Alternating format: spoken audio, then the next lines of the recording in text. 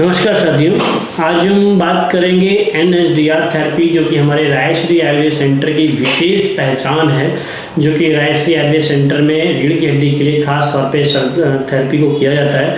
क्या है ये थेरेपी, क्या कॉस्ट करती है और इससे किन किन चीज़ों में फ़ायदा होता है।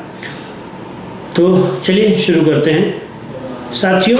रीढ़ की हड्डी में जब नसें दब जाती हैं या नसों में कोई खराबी आती है या पूर्ण शरीर में भी जो है नसों में जब कोई दिक्कत आती है, तो आखिर वहाँ पे दिक्कत क्या आती है, क्या हमको जानकारी है। बात करें यदि मॉडर्न साइंस की, तो मॉडर्न साइंस कहता है कि हमारी वर्टिब्रा पे जो प्रेशर आता है, वर्टिब्रा पे प्रेशर जो डिस्क पे आ रहा होता है, उस डिस्क की वजह से हमारी नर्व दब जाती है और नर्व के कंप्रेस होने की वजह से हमारे को स्लिप डिस्क या सciatica या डिस्क बल्ज या हर्निएशन इस प्रकार की बीमारी बन जाती है। डिपेंड ऑन सिचुएशन ये बीमारियां अलग अलग स्थिति में बनती हैं, हाँ, लेकिन होती है कुछ कुछ ऐसी इसी नामों से MRI में देखने को मिलती हैं। अब बात आती है कि क्या हमें करना है और इन बीमारियों में होता क्या है, जिससे हम आयुर्वेद में इसका ट्रीटमेंट करते हैं। सबसे पहले बात करें रीढ़ की हड्डी में बीमारी की शुरुआत कहाँ से होती है, तो बीमारी की शुरुआत होती है वर्कलोड से।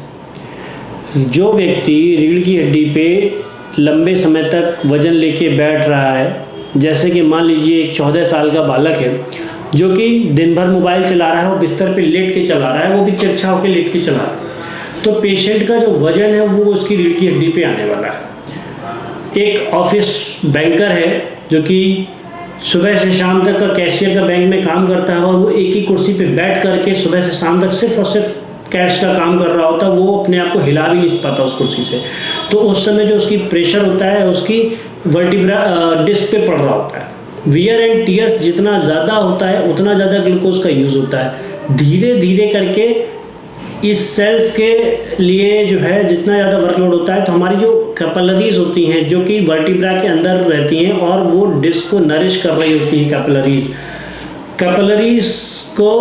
कैपिलरीज के द्वारा जो ब्लड हमारे डिस्क तक है, नरिशमेंट जो डिस्क तक पहुंचाया जाता है, वहाँ पे ग्लूकोज के अधिकता होने की वजह से वो धीरे धीरे नसें हमारी कड़क होने लगती हैं। जितनी ज़्यादा वो नसें कड़क होती हैं उतना ही ज़्यादा वहाँ पे ब्लड का फ्लो कम होता जाता है और जैसे जैसे ब्लड का फ्लो कम होता है वैसे वैसे जो है डिस्क में डिहाइड्रेशन या न्यूक्लियस पल्पोसा के बाहर निकलने की प्रक्रिया बढ़ जाती है, जिसकी वजह से डिस्क में डिस्क डेसिकेशन नाम की बीमारी का उत्पन्न होती है। ये सबसे पहली स्टेज होती है जब रीढ़ की हड्डी में दर्द की या बीमारी बनने की स्थिति पैदा होती है। बात आती है हम MRI, इससे अभी MRI नहीं करा रहे होते, MRI कराते हैं एक लंबे समय के बाद में। MRI की कंडीशन होती है जब हमसे दर्द बर्दाश्त नहीं होता या इस बीच में हमने MRI करा भी ली तो हमारे डॉक्टर या सर्जन बोल देते कोई दिक्कत नहीं, परेशान ना हो, सब ऐसे ही ठीक हो जाएगा। वो एक पेन किलर स्टेरॉइड लिख देते हैं और हम अपने घर चले जाते हैं। जब डेसिकेशन को साल भर तक उसके नरिशमेंट में उतनी ही कमी रहती है, नहीं आराम मिलता, तो धीरे धीरे जो रिंग्स होती हैं एनुलर की, जो एनुलर रिंग्स होती हैं वो वीक हो जाती हैं और प्रेशर की वजह से वो फट जाती हैं, टूट जाती हैं। तो दूसरी बीमारी का निर्माण होता है जिसको हम बोलते हैं एनुलर टियर। थर्ड स्टेज होती है जब एनुलर टियर रिकवर नहीं हुआ, डिस्क डेसिकेशन नहीं हुआ, तो इसकी वजह से समय के साथ एक नई बीमारी जन्म लेती है जिसका नाम होता है डिस्क बल्ज। फिर वही बात कि हमने अभी भी पेन किलर और दूसरी चीज़ों का सहारा लिया और बीमारी को दबा दिया और बल्ज में भी काम नहीं आया, तो फिर हमने क्या किया, नई बीमारी को जन्म दिया। वो बीमारी होती है डिस्क प्रोट्रूजन। डिस्क प्रोट्रूजन के बाद बीमारी के अगला स्तर आता है डिस्क हर्निएशन और इस तरीके से डिस्क सिक्रीशन तक जाती है। परंतु इस बीच में जब बात आती है कि ट्रीटमेंट क्या क्या किया जाता है, तो ट्रीटमेंट एलोपैथी का आपको पता ही है। मैं अपने यहाँ के ट्रीटमेंट की बात करता हूँ, NSDR ट्रीटमेंट की, non surgical disc rehabilitation treatment की। तो बात आती है NSDR के ट्रीटमेंट की। NSDR में हम लोग नॉन सर्जिकल डिस्क रिहेबिलिटेशन इसका नाम दिए हैं। इसका मतलब खास तौर पे ये है कि डिस्क को कैसे रिहैब किया जाए, इसके लिए जो आयुर्वेद की प्रक्रिया है पंचकर्म की, उसी को प्रयोग में लिया जाता है। खास तौर पे एक चरक संहिता में खलु कपूतर न्याय दिया गया है जिसका खास तौर पे यहाँ प्रयोग किया जाता है। यानी कि जिस मनके में जो है गद्दी गई होती हुई है, खास तौर पे उस मनके पे काम किया जाता है। या कोई एंट्रियोलिस्थेसिस, रेट्रोलिस्थेसिस हुआ होता है, तो उस पर्टिकुलर जो डिस्क में ये दिक्कत हुई होती है उस जगह पे काम करते हैं, इसलिए हम लोग इसको NSDR कहते हैं।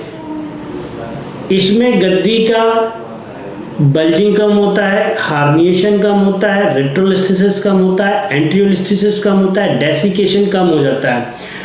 कैसे पता करेंगे कि सर ये कम होता है? तो उसके लिए जब हमारे पास पेशेंट आता है तो हम लेटेस्ट MRI लेते हैं, और जब पेशेंट हमें लगता है कि हमारा पेशेंट अब ठीक हो रहा है तो हम बाद में एक MRI फिर से लेते हैं। जो डिस्क के दबने की वजह से जो नर्व पे कंप्रेशन आया हुआ होता है वो धीरे धीरे कम करते हैं, और जैसे जैसे डिस्क रिहेबिलिटेशन करती है वो अपनी पुनः की स्थिति को प्राप्त करती है, और जो दबाव हमारी नर्व के बीच में एपी कैनाल डायमीटर कम हो जाता है वो गैप बढ़ने लगता है और पेशेंट हमारा रिकवर करने लगता है। अब बात आती है कि कॉस्टिंग की। तो जैसा कि आप सभी को पता है, फिजियोथेरेपी में वन टाइम इन्वेस्टमेंट होता है कुछ मशीनों का, जिनसे कुछ समय की राहत तो मिल जाती है, पर हम कहें कि जितनी भी बीमारियां हैं, फिजियोथेरेपिस्ट को ये बात बुरी लग सकती है कि हम कहेंगे उनका ठीक नहीं होता, तो ऐसा नहीं, ठीक होते हैं। जब कोई हाथ टूट जाता है तो मोबिलिटी लाने के लिए हम फिजियोथेरेपी का यूज़ करते हैं, ये बहुत अच्छी बात है।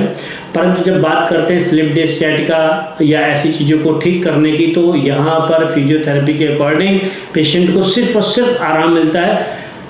ये पेशेंट में बहुत कम फिजियोथेरेपिस्ट होते हैं या बहुत सुपर सीनियर फिजियोथेरेपिस्ट होते हैं जो कि रिकवरी दिखाने की स्थिति में पेशेंट को ला पाते हैं।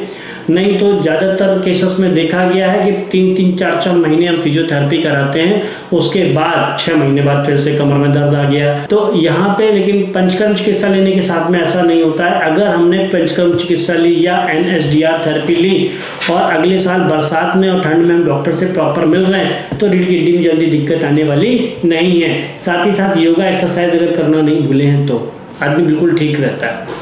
ये है मुख्य हमारी NSDR थेरेपी के विषय में।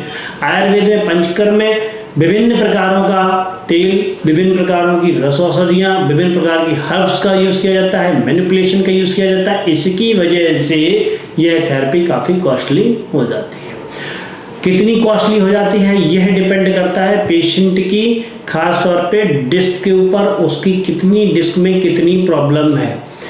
हम लोग कटिवस्ती करते हैं, कपिंग थेरेपी करते हैं, स्नेहन करते हैं, स्वेदन करते हैं, अभ्यंग करते हैं, कायरो करते हैं, इस प्रकार के जो भी अभी मैंने प्रोसीजर बताए, इतने सारे कर्मों को करते हैं तो ये ठीक ठाक महंगी हो जाती है, लेकिन हाँ इसके रिजल्ट भी उतने ही ज़बरदस्त देखने को मिलते हैं।